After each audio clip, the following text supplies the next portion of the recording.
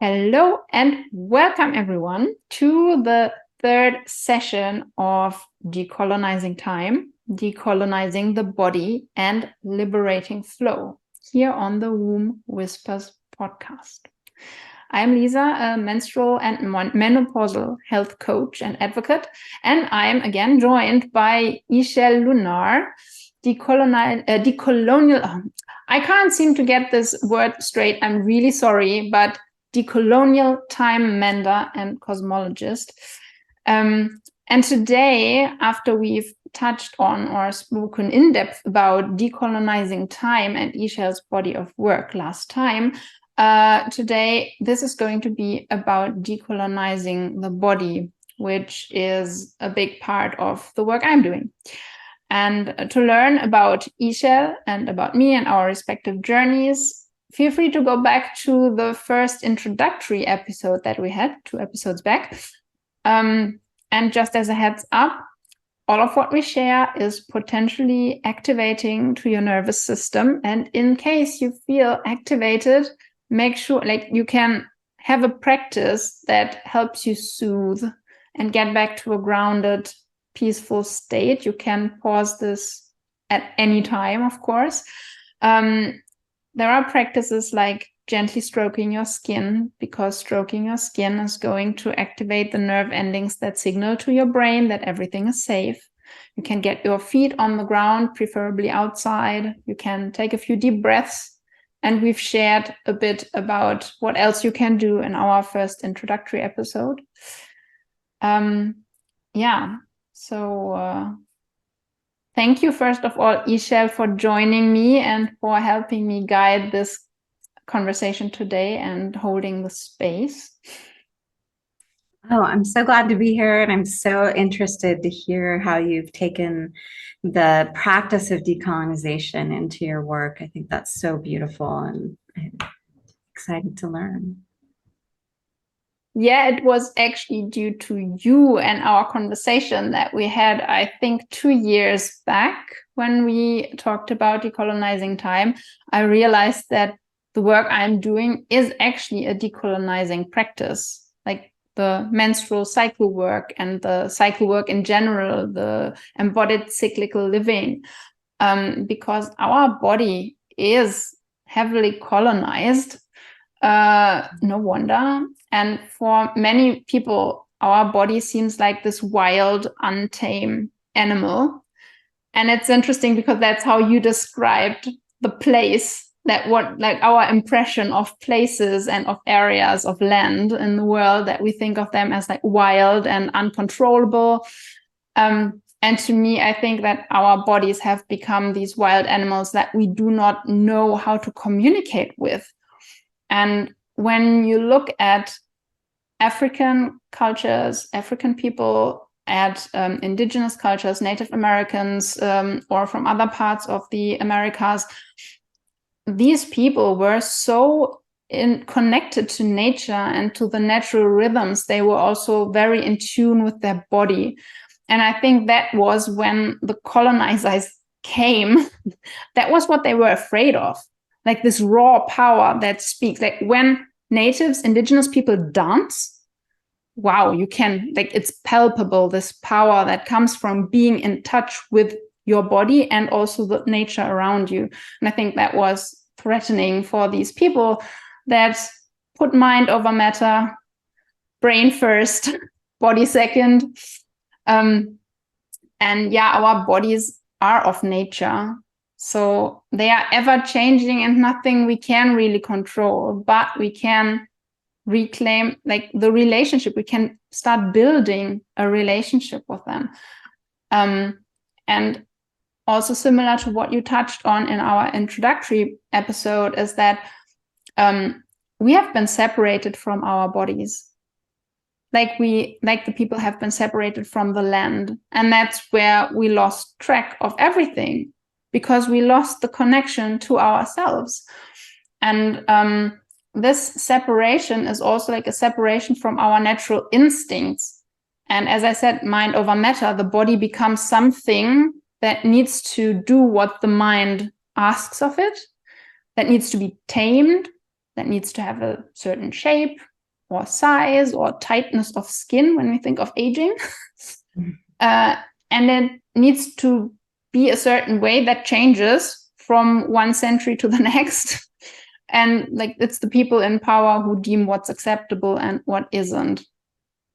And this separation, I see a lot, like it's reflected in the diseases we see today, the conditions and the disease we see and observe in bodies today, especially in bleeding bodies and those going through perimenopause into menopause. Conditions like endometriosis, PCOS, PMS, PMDD, perimenopausal challenges, all of those.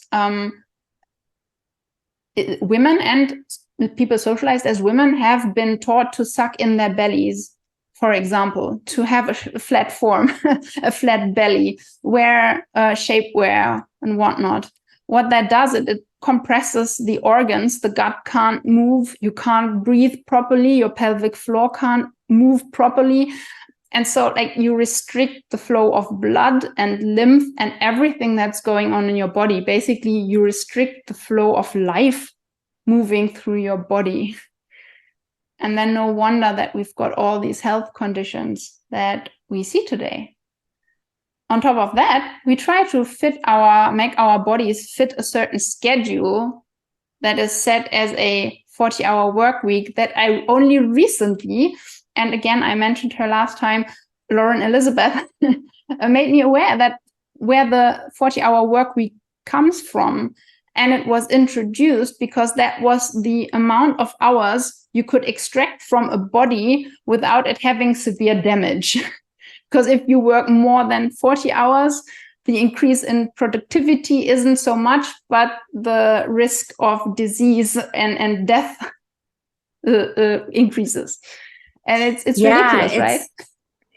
It's 3 segments of 8 hours in a 24-hour period.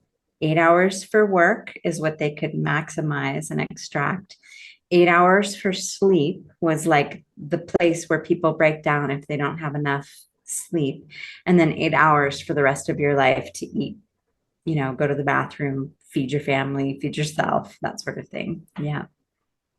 Yeah, if you allow yourself to go to the bathroom, because due to the separation and the going against our instincts, people don't even they don't drink enough, so they don't have to go to the bathroom and lose precious time, quote unquote.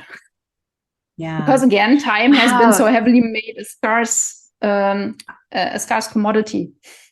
Yeah, you have really laid out so much of that separation of the body. I think that is so incredible, the way that all of that has disconnected us from ourselves, and really, really powerful. And the cycle, if you talk about the embodied cyclical living, we're just now I live in Mexico currently, and they are instituting time off for menstrual cycles.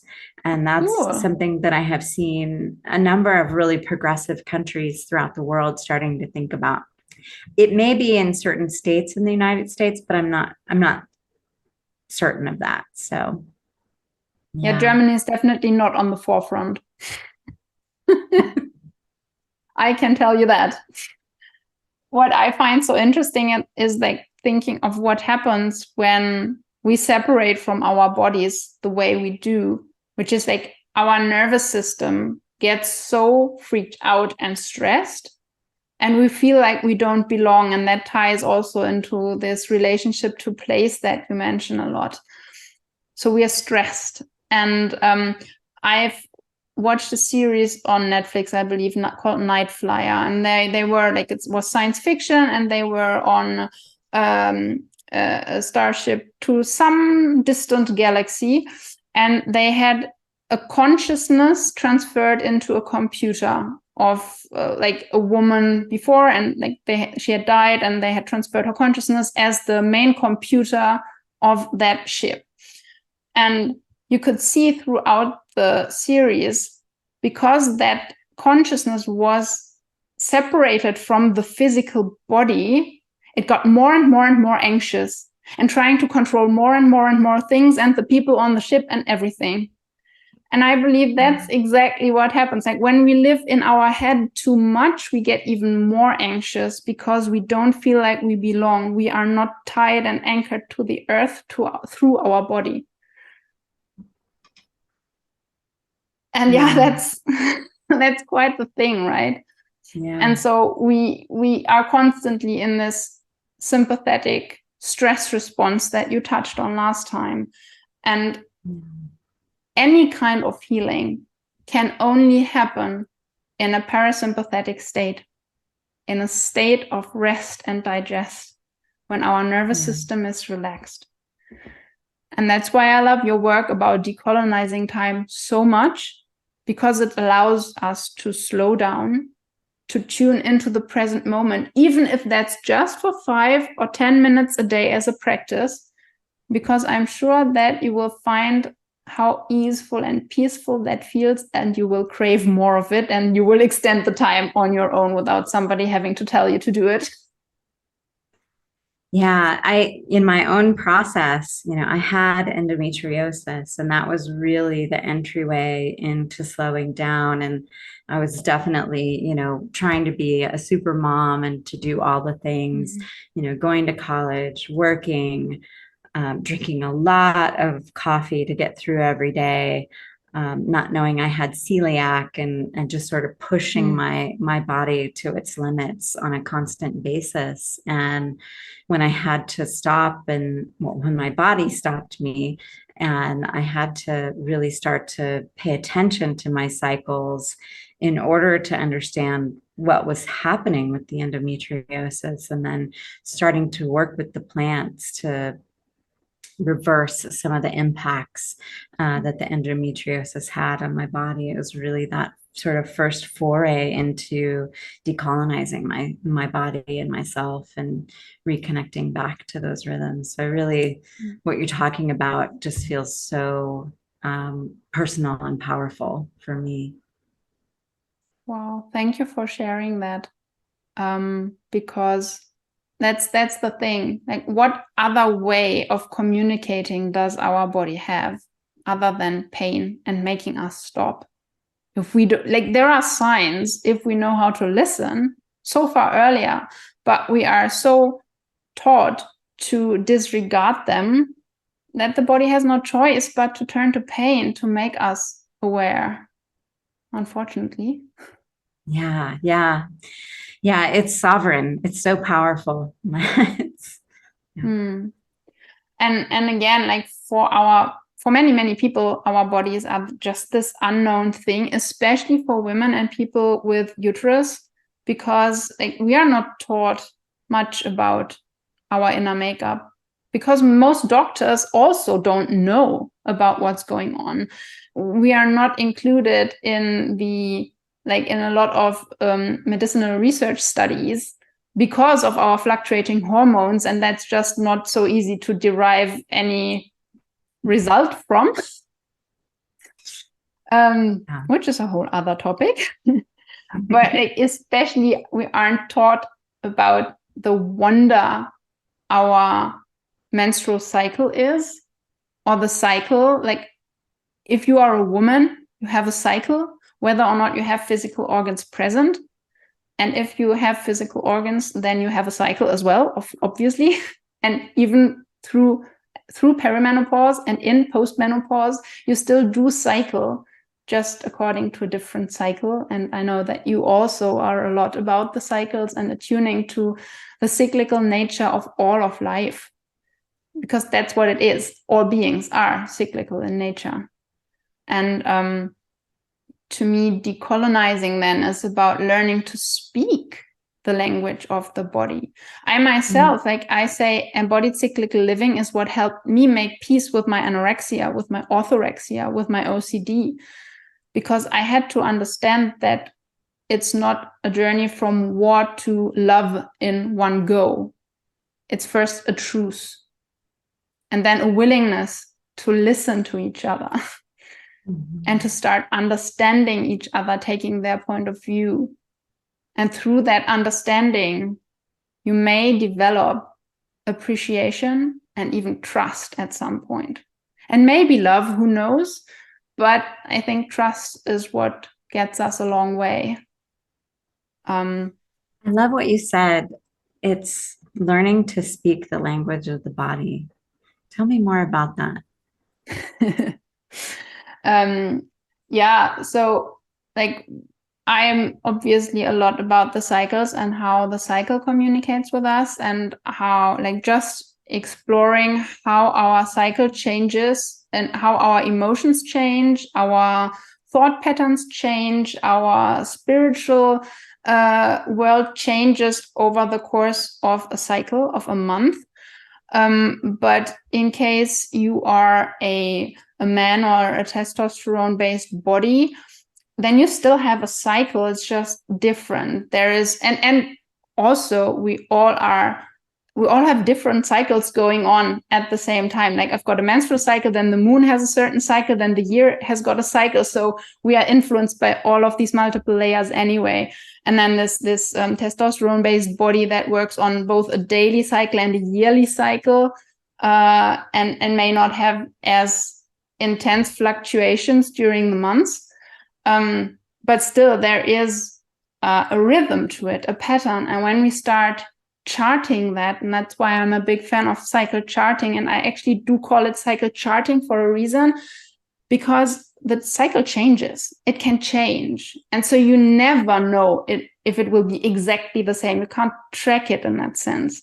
It's like you've got this unknown territory, and each month you've got the opportunity to look at, okay, what's the response of my body to how well I've treated it in the previous month? And like becoming this curious investigator and explorer of the territory of your own body. I love that. Yeah. There's in the Mayan calendar, there's not just one calendar. There's actually a multitude of calendars that they're tracking different. So they tracked Venus, for instance, and we're in a Venus cycle that is restarting now. They tracked the moon and the sun and many, many calendars. And it was this sense of really having that knowledge of all of the things that were contributing to our human experience, right? That, yes, we are humans on a physical entity, this planet, and it has the moon that's going around, but then we're moving around the sun, and all these other planets are moving with us, but then we're also moving through space itself in a galaxy, right? And if you've ever seen that video that someone has recreated that shows that we're just not this static planet in the solar system, that the whole thing is moving, it's such a beautiful way to start to connect with some of these larger cycles that are impacting us as well. So that, yeah, we're never in the same place. We're always moving in this dynamic universe. And so those cycles are going to shift and adjust and change and be different. It's mind-blowing when you think of that, because yes, it's true that we are also moving through space. And I mean, it's very upsetting at the same time, at least to my brain and probably to other people's brains, to just wrap the mind around it. And don't worry, you don't have to. It doesn't have to make sense to your logical thinking brain. Yeah. I think that's the whole idea of also cycle charting, but just learning to trust this mystery, the spirals of life that are moving you, that you are walking, because also over the course of a lifetime, we do have different cycles that reflect the same seasons that we have in a year. And then, as you said, the planets also move through different cycles, and just this beautiful symphony. And we can, like, through charting, and I sometimes say your cycle is your compass back home to yourself, because it gives you an anchor point so you don't get lost in all the cycles and circles. That's beautiful. And also why this practice of decolonizing the body is so important to me is because the way we treat our bodies is the way we treat the earth, is the way we treat time, is the way we treat other people, is the way we treat money. It's all a reflection of one another. So when we start, like when you start to pay attention to your body and start a truce and appreciation and mutual respect, then you pay attention to what you put into your body, which will in turn not just feed your body, but also make sure that the way the food is produced is better for the earth and not so extractive as it is right now. And then, of course, it will ripple out into your family, because you make sure that your family members get the nutrients they need to have. And then you also bring that to your community. And so in the end, everybody benefits from you having a good relationship with your body and your cycle. That's my goal. Very humble. Oh, I love that. Yeah, for me, I'm postmenopausal, and when I was living in the United States until 2017, and in perimenopause, it was very challenging. You know, I'd had endometriosis, I was in PMDD and sort of learning what that was about. And when I moved to Nicaragua in 2017, was really able to track and pay attention more to what was happening and what my body needed in terms of being able to be resilient in certain times of the month. And one of the things that I learned, I was taking an Ayurveda class, was that it's really recommended in Ayurveda for people who bleed and who are moving into perimenopause and menopause to sort of finish the evening of eating at sundown, and that gives the liver a chance to sort of do its work and have some space from having to do all the digestion while we're in the evening and sleeping, when melatonin wants to come on and sort of slow us down. And when I made that shift, all of my hot flashes went away. It was really powerful, of like really being able to honor the work of my organs and everything that they do, all the work that's going on to like keep our bodies going every single day. Wow. Yes, that's what I'm talking about. It made a big difference in your life, and that ripples out. Yeah, absolutely. Wow. And yeah, these shifts, they can be so simple as to like, don't eat after sundown. Breathe well in terms of breathe with your diaphragm engaged and keep your pelvic floor unclenched, because a lot of people do clench their pelvic floor. And that's why when there's incontinence, for example, most of us do not need more strengthening of the pelvic floor, but actually a loosening up so that the blood flow can happen and it can work optimally again. Wow. And yeah, that's why, like, being aware of your cycle and your body and what it needs and going at it every day. Like I do a very simple approach to cycle charting, and I've got a free course that I can link to, but it's this, okay, today I'm on this day of my cycle, and these are my 3 words for how I am today, and how can I honor that today? And that's what I mean when I say embodied cyclical living, because it's not about, oh, I'm in this phase, so I have to better eat that kind of food and do that kind of sports, because that's patriarchal thinking, that's colonialist thinking. It's about, this is my body, this is what I bring to the table today, and how can I honor that even when I've got a full plate? Yeah. Beautiful. And also, like, as I shared, it's a compass. It's like a compass. And the 4 phases of your cycle, they are revolving around you. And in the center, there's you. And that means when you're in touch with that, you know your place. You have a place that you belong to.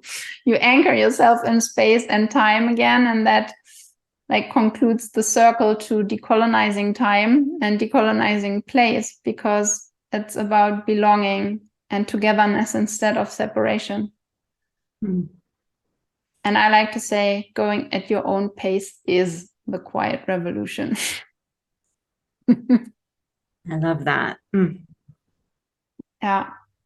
I've got it on my website by now, but I like to say embodied cyclical living is a decolonizing practice, because it helps you withdraw from extraction culture, withdraw from patriarchy, from white supremacy, from ageism, from ableism, from capitalism, from all of these things, and instead start celebrating and honoring your body, yourself, your family, your ancestors. We talked about that, whatever shape or form your ancestors are, plants, humans, animals, whatever, and to honor the earth and life itself.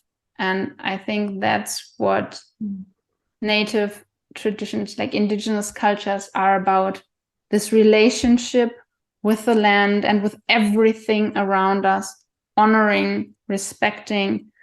And yeah, that's my take on decolonizing the body. That is what we need. Yeah. What a shift that's going to bring for the world, to bring people back to that. It's so powerful.